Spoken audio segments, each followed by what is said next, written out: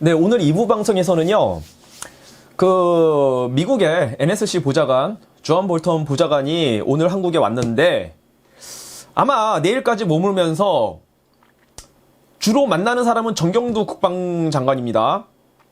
그러니까, 존 볼턴이 온 이유는 뭐 다른 거 아니라, 호르무즈 해협에 군함 좀 파견해줘라. 요거 요청하러 온 거예요. 자, 이 부분에 대해서 좀 말씀드릴 부분이 있는데요. 뭐 이제 문재인 정부 쪽에서는 약간 기대를 하고 있는 것 같아요. 존 볼턴이 와서 일본하고 한국 지금 좀 사이가 안 좋은데 여기에 좀 개입을 해달라. 우리가 호르무즈 해협 쪽에다가 군함 파견해 줄 테니 미국이 좀 개입을 해줘라. 뭐 이런 기대를 하고 있는 것 같은데 존 볼턴 그거에 전혀 관심도 없고요. 그리고 문재인 정부가 존 볼턴한테 그렇게 요구할 상황도 아니에요. 자, 존 볼턴이 우리나라 오기 전에 한 일주일 전부터 어떤 뉴스가 터졌습니까? 메르세데스 벤츠 마이바흐 S600 최고급 벤츠 차가 북한으로 흘러 들어갔다는 뉴스가 떴잖아요. 근데 여기에 한국 사람 이름이 자꾸 등장하고, 그리고 한국 기업으로 의심이 되는 회사가 또 등장하고, 그러니 볼턴이 와서 아마 그 얘기 할 겁니다. 정우영이 만나서. 야, 너네 문재인 정부, 이 북한에 수출되어서는 안 되는 이 사치품, 메르세데스 벤츠가 북한으로 흘러 들어가는 데 있어서 너네 문재인 정부가 혹시 뒤를 봐준 거 아니야? 너네 문재인 정부 대공용이점이 의심이 돼. 이 얘기 할 수 있습니다. 볼턴이 와서. 너네 만약에 호르무즈 해협에 군함 파견 안 하면은 더 센 거 터뜨릴 수 있어. 오히려 문재인 정부가 볼턴한테서 이런 협박을 당할 수가 있어요. 지금 상황이. 자, 이제 뭐 그건 그런데 지금 문제는 뭐냐면은 이제 많은 분들이 조금 걱정을 하시는 게 뭐가 있냐면은 지금 과연 그렇다면은 우리 해군이 호르무즈 해협에 군함을 파견할 여력이 되느냐, 이걸 걱정하시는 분들이 많은데, 왜냐면은 아덴만에도 지금 우리나라 구축함이 한 대 가 있거든요. 청해 부대. 그러면은 거기도 구축함이 하나 가 있고, 그리고 호르무즈 해협 쪽에도 구축함급을 보내야 되는데 호위함 정도는 안 됩니다. 구축함 보내야 돼요. 구축함을 2개를 보내야 되잖아요. 이럴 여력이 되느냐. 자, 이게 구축함 2개를 보내는 게 단순히 2개를 보내는 게 아니라, 구축함을 한 대를 파견하려면은 구축함 3대가 한 조를 이루어서 로테이션으로 돌아가야 돼요. 구축함 한 대는 현지에 가서 임무를 수행해야 되고, 그리고 임무를 수행하고 돌아온 구축함은 정비를 받아야 되고, 정비를 마친 구축함은 작전 나가기 전에 이제 사람들끼리 손발을 맞춰보면서 훈련을 해야 돼요. 그러니까 이 3대가 로테이션으로 돌아가야 되거든요. 그러니까 총 6대가 이 아덴만하고 호르무즈 해협에 이제 호송 임무, 호위 임무에 투입이 돼야 된다 이겁니다. 그럴 여력이 없죠, 우리 한국 해군이. 근데 제가 보니까 이 지금 아덴만 쪽에 가 있는 구축함, 이게 좀 문제가 있어요. 뭐냐면은 거기 나가 있는 구축함이 충무공 이순신급 구축함이거든요. 이 사진을 보면요, 이게 만재 배수량이 5,500톤이고 이 구축함은 대함 작전 능력, 대공 작전 능력, 그리고 대잠 작전 능력을 보유한 구축함입니다. 대공 작전 능력을 위해서 SM-2 블락 3A 대공 미사일을 탑재하고 있고요. 링스 헬기를 2대나 탑재하고 있는 구축함이에요. 자, 아니 해군을 상대하는데 너무 비싼 구축함이 그쪽에 가 있는 거예요. 이거 약간 거의 준 이지스급 구축함이거든요. 아니 무슨 해적들을 상대하는데 SM-2 블락 3A 그 사진에 보면은 지금 이거 옆에 있는 사진이 충무공 이순신급 구축함이 SM-2 블락 3A 그 대공 미사일을 쏘아 올리는 모습이거든요. 아니 해적을 상대하는데 무슨 대공 미사일을 갖고 있는 구축함을 파견하냐 이거예요. 해적들 상대하는데. 이거 너무 오버스펙이다. 안 그렇습니까? 아니, 해적들 기껏해야 AK-47 소총 들고 다니고, 기껏해야 휴대용 RPG, 그 유탄 발사기, 그 정도 갖고 다니는 놈들 아니에요. 아니, 근데 그런 놈들 상대하는데 무슨 대공 미사일, 그리고 잠수함을 상대하는 대잠 작전 능력, 소나 장비, 그리고 어뢰 미사일, 이런 걸 갖고 다니는 구축함을 그쪽으로 파견할 필요가 있냐 이겁니다. 이 해적들 상대하는 데는 뭐 대공 능력, 대잠 능력 이거 필요 없고요. 대함 능력만 있으면 돼요. 그것도 대함 능력 중에서도 대함 미사일 이것도 필요 없어요. 그냥 20mm 발칸포, 40mm 발칸포 요 정도만 있으면 돼요. 그 정도만 있으면 떡을 쳐요. 떡을 쳐. 자, 그 구축함 인력 중에서 대잠 작전 능력, 대공 작전 능력 이 요원들이 빠지면은 사람이 많이 남잖아요. 그 사람들을 사실 어떤 인원이 더 필요하냐면은 직접 총 들고 싸우는 전투 병력이 오히려 더 필요해요. 그 지금 전투 임무를 맡은 병력이 지금 청해부대 중에서 UDT실 요원들이 그 정말 우리나라 정예 중에 최정예 특수부대 요원들이거든요. 오히려 그런 전투 병력들을 더 많이 보충을 해야지 대공 능력, 대잠 능력 이쪽에 쓸 그 해군 요원들은 필요가 없어요. 그래 너무 오버스펙 이 구축함이가 있어요. 아니 해적들 상대하는데 무슨 준 이지스급 구축함이 그쪽에 가 있냐 이거예요. 안 그렇습니까? 자, 제가 딱 보니까 그쪽에 보낼 만한 좋은 배가 있어요, 우리나라에. 뭐냐면은 해양경찰청에 경비함을 보내면 돼요.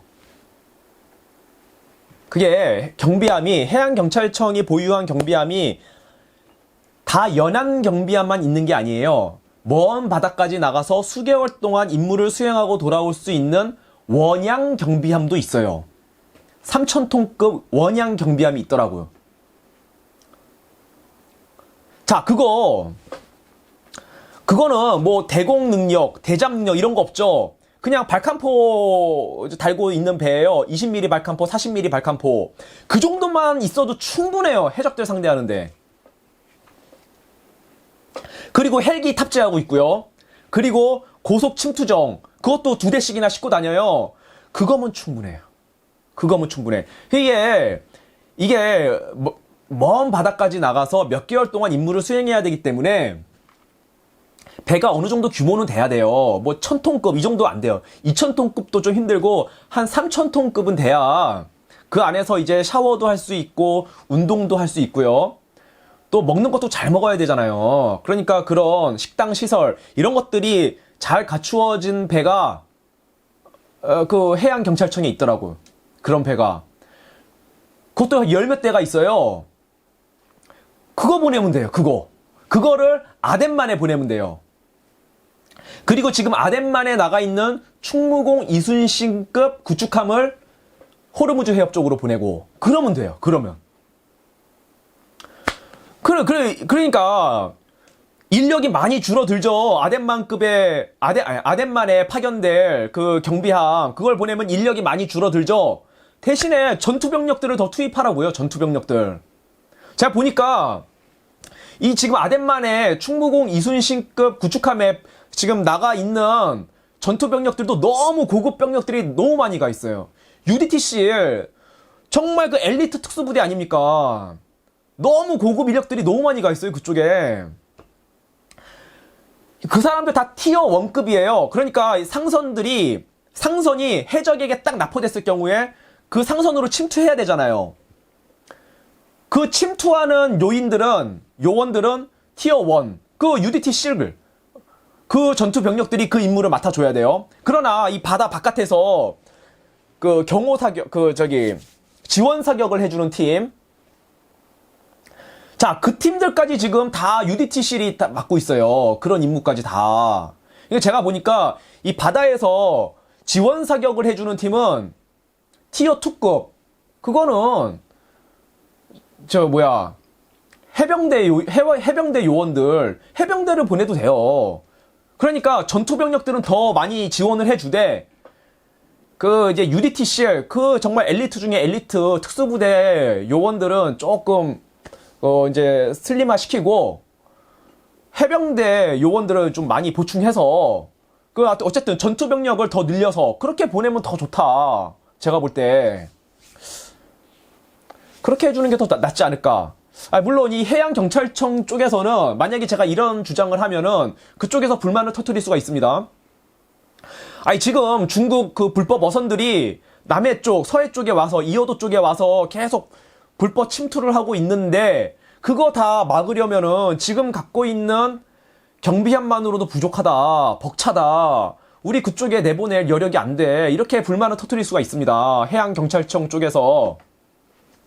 근데 우리가 조금씩 희생을 해야죠. 누구는 다 아닌데 우리가 어떻게 다 풍족하고 넉넉한 가운데서 임무를 수행할 수가 있어요. 다 부족한 가운데서 하는 거지. 우리가 조금씩 희생하고 고생을 해서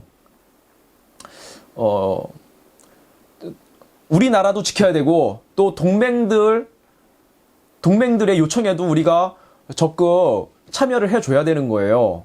그러니까 뭐 결론적으로 말씀드리면은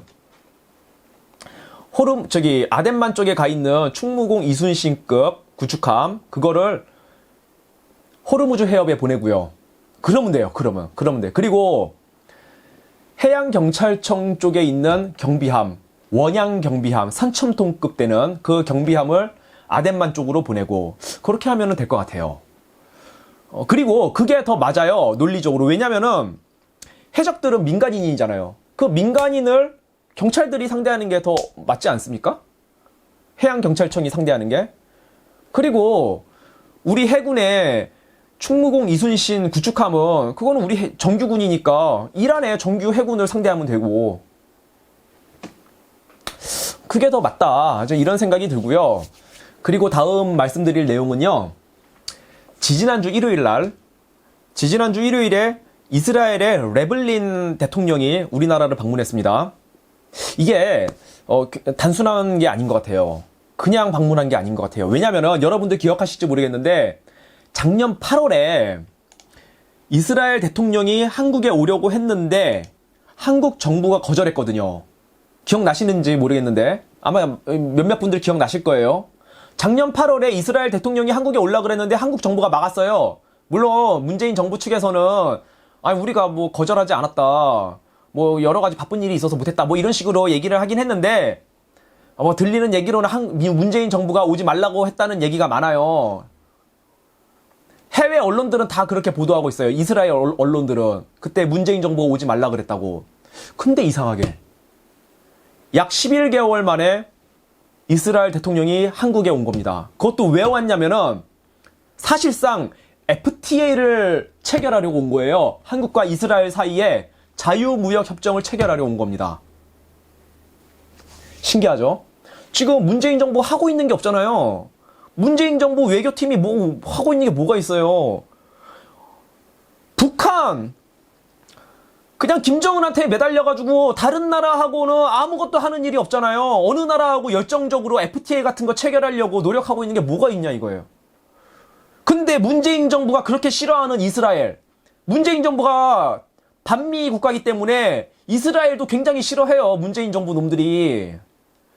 이스라엘 굉장히 싫어하는 놈들인데 희한하게 다른 나라들하고는 그렇게 열정적으로 FTA를 추진한다느니 뭐 그런 얘기가 없는데 가장 싫어하는 이스라엘에 대해서 왜 이렇게 급하게 FTA를 하려고 레블린 그 대통령을 한국에 초청했냐 이겁니다. 이상하잖아요. 그래서 요번 달 말에 7월 말에 네타냐후 이스라엘 총리가 한국에 와서 FTA 협정문에 사인을 할 것 같아요. 그 뉴스가 그 해외 언론에 뜬 게 있습니다.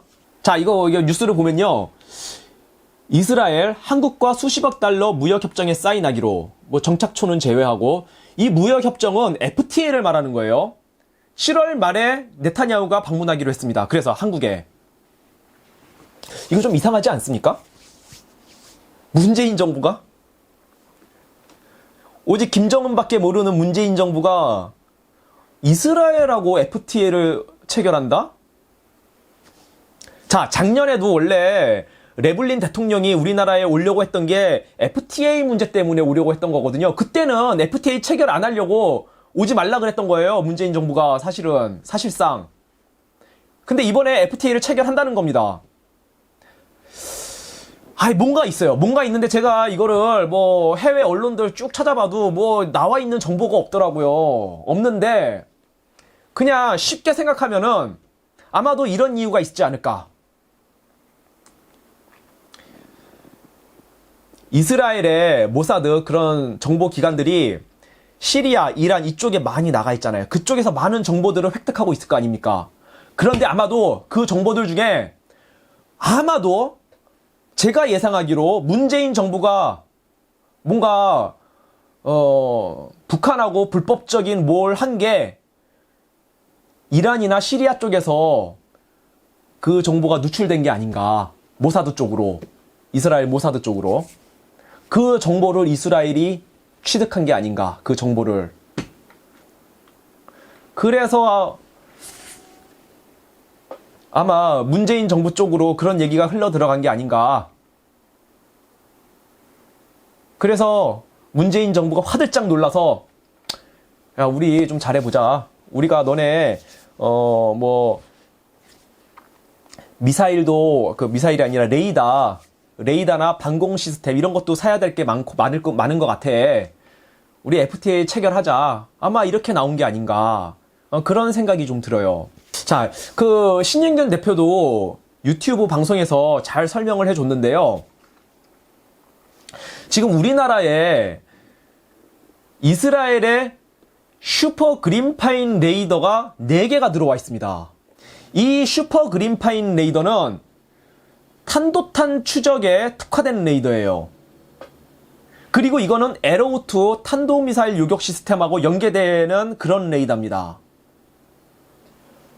그러니까 신윤균 대표가 설명한 대로 유튜브에서 설명한 게 아니라 채널의 뉴스 탑10에서 이제 그런 내용들을 설명했는데 지금 벌써 우리나라가 이스라엘의 슈퍼 그린파인 레이더를 4개를 갖고 있으니 여기다가 지휘 통제 시스템하고 에로우2 대공 미사일, 탄도탄을 요격할 수 있는 대공 미사일 그것만 사오면 되는 거예요. 그죠? 그것도 있고요. 제가 지난 동영상에서 여러 번 말씀드렸었는데 미군이 이스라엘의 아이언돔 방공 포대를 2개 포대를 급하게 구매를 하려고 하고 있어요. 제가 지난 방송에서 말씀드렸지만 미군이 구매하려는 이스라엘의 아이언돔 방공 포대는 분명히 내년에 주한미군에 배치가 될 겁니다. 북한의 300mm 방사포를 막기 위해서. 그러면은 아마도 이런 얘기가 미국하고 이스라엘 사이에 이런 얘기가 오갔을 수가 있어요. 이스라엘이 문재인 정부 혹시 그냥 짐작입니다. 이스라엘 모사드가 시리아하고 러시아에서 어떤 정보를 획득한 거예요. 첩보를 수집한 거예요. 문재인 정부가 북한하고 어떤 불법적인 일을 했다. 그런 거를 이란이나 시리아에서 첩보를 획득을 했고 이거를 이제 미국하고 공유를 했겠죠. 그래서 이제 트럼프가 야, 우리가 내년에 너네 아이언돔 방공 시스템 2개 포대를 사야 되는데 한국도 같이 사면은 한국도 한 2개 정도 더 사고 이러면은 우리가 대량 구매를 하니까 가격을 좀 낮춰줄래? 야, 너네가 문재인 정부에 북한하고 어떤 불법 거래한 거 이거 그냥 추측이에요, 추측. 북한하고 불법 거래한 거 그 첩보를 입수했잖아. 야, 그거 가지고 문재인 정부에 얘기해. 야, 우리하고 FTA 협정 맺자. 그리고 우리나라 아이언돔 방공 시스템 이거 더 사. 그러면은 미국도 2개 포대를 산다고 하니 같이 4개를 한꺼번에 사면은 가격이 싸지잖아. 대량 구매가 되니까. 그렇게 하면 좋지 않겠니? 뭐 이런 얘기가 이스라엘하고 미국 사이에 있었던 게 아닌가. 그냥 100% 상상이고 추측입니다. 근데 뭐 충분히 가능한 예상 아닙니까? 뭐 그런 생각이 들어요. 이상하잖아요. 작년에 오지 말라 그랬는데 이번에 이스라엘 대통령이 왔으니